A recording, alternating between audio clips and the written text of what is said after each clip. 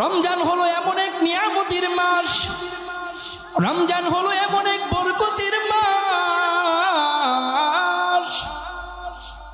যে রমজান পাওয়ার জন্য সাহাবায়ে কেরামরা আকাঙ্ক্ষায় থাকতেন, যে রমজান মাসের জন্য সাহাবায়ে কেরামরা অপেক্ষায় থাকতেন। রমজান এমন এক বরকতের মাস, রমজান এমন এক রহমত, মাগফিরাত, নাজাতের মাস। হে মুমিন, রমজান আপনার জন্য কি নিয়ে আসতেছে? রমজান মুমিন তোমার জন্য কি নিয়ে আসতেছে? রে মুমিন, রমজান ব্যতীত আজকেও যে আপনি এশারের নামাজ আদায় করছেন, এশারের 4 রাকাত ফরজ নামাজ যে আপনি আদায় করছেন, একটা ফরজ আপনি আদায় করছেন, একটা ফরজের সওয়াব আপনার আমল নামায় দেওয়া হবে।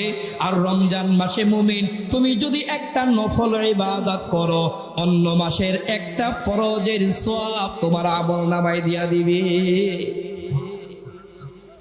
রমজান কতটুকু নিয়ামত নিয়ে তোমার সামনে আসতেছে।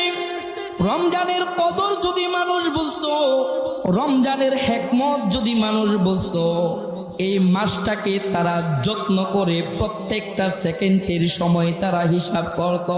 এই জন্যে আল্লাহর হাবিব সাহাবায়ে কেরামদেরকে বলেন, হে সাহাবারা,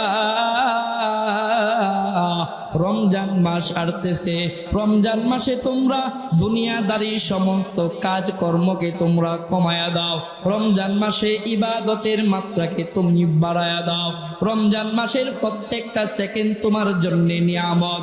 কারণ এই রমজান মাস পাইয়া যদি কোনো মুমিন, যদি কোনো মুত্তাকিন, যদি কোনো মুসলমান তার গুনাহকে মাফ করাইতে না পারে, আসমানের নিচে জমিনের উপরে এই বান্দার মতো হতভাগা, দুর্ভাগা আর কেউ হতে পারে না।